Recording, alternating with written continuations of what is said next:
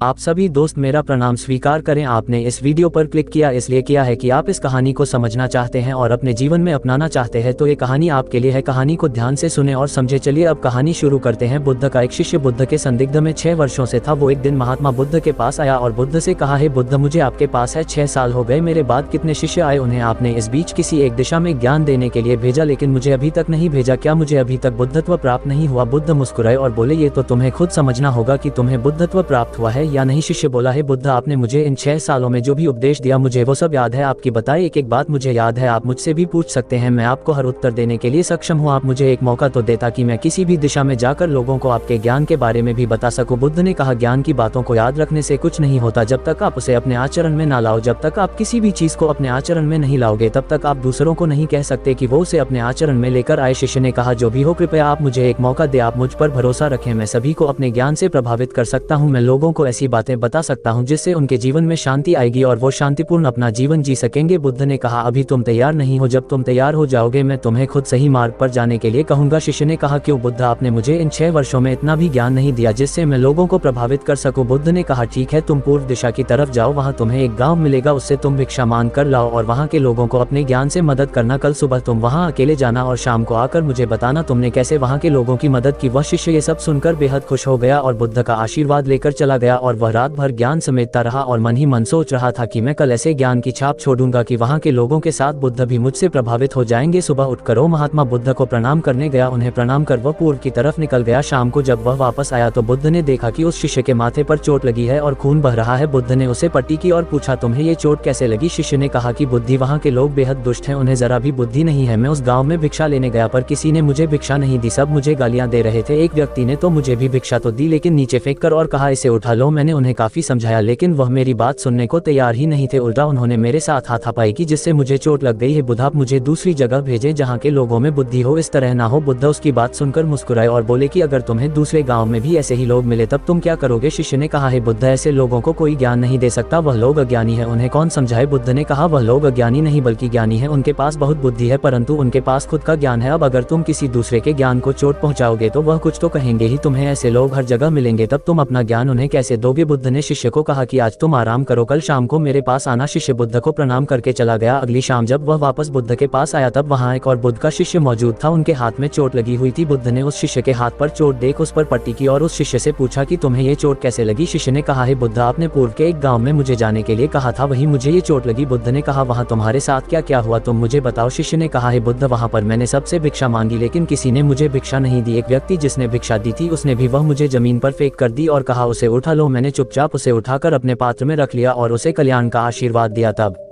उस व्यक्ति ने मुझसे कहा, आप बड़े ही अजीब व्यक्ति हो, मैं आपका अपमान कर रहा हूं और आप मुझे आशीर्वाद दे रहे हैं। मैंने उनसे कहा कि आप धनी हैं, आपने मुझे दान दिया है इसलिए मैं आपको आशीर्वाद दे रहा हूं। फिर वहां से मैं आगे गया तो कुछ लोगों ने मुझे वहां से जाने के लिए कहा। उन्होंने मुझे कुछ अपशब्द कहे और मुझ पर कुछ पत्थर फेंके जिससे मुझे चोट लग गई। जब मैं वापस आ रहा था तब मैंने एक माँ को रोते हुए देखा, वह अपने बीमार बच्चे को लेकर चिंतित थी। मैं तुरंत जंगल से जाकर उसके लिए जड़ी बूटी ले आया लेकिन वहाँ के लोग मुझे जड़ी बूटी देने नहीं दे रहे थे। फिर मैंने उनसे विनती की कि वह मुझे उस बच्चे का इलाज करने दें, उसके बाद वो जैसा कहेंगे मैं ठीक वैसा ही करूंगा। फिर जिस व्यक्ति ने मुझे भिक्षा दी थी उसने गांव वालों को समझाया, तब उन्होंने मुझे उस बच्चे को जड़ी बूटी लगाने दी। उसके बाद वह बच्चा ठीक हो गया। फिर गांव वालों ने मुझसे अपने किए गए अभद्र व्यवहार के लिए क्षमा मांगी और मुझे धन्यवाद कहा। फिर मैं वहां से वापस आ गया। है बुद्ध, आपसे एक विनती है, उस गाँव के लोग बहुत भोले भाले और सीधे हैं, क्या मैं रोज उसी गाँव में जाकर भिक्षा मांग सकता हूँ? ये सभी बात वो पहला शिष्य भी सुन रहा था। उसने ये सुनते ही बुद्ध के चरणों में गिरकर कहा कि हे बुद्ध, मैं समझ गया हूँ कि अभी मैं उस लायक नहीं हुआ कि दूसरों को ज्ञान दे सकूं। बुद्ध ने कहा, हमें बाहर वैसे ही लोग दिखाई देते हैं जैसे हम भीतर से होते हैं। जब तक हम स्वयं को नहीं बदलते तब तक हम किसी को भी नहीं बदल सकते। खुद में परिवर्तन करना बेहद जरूरी है। कोई भी बात बताने से पहले उसे आचरण में लाना बेहद जरूरी है, क्योंकि आचरण में लाई हुई चीज को बताना समझाना बहुत आसान होता है और उसे लोग बेहद आसानी से अच्छे से समझ पाते हैं।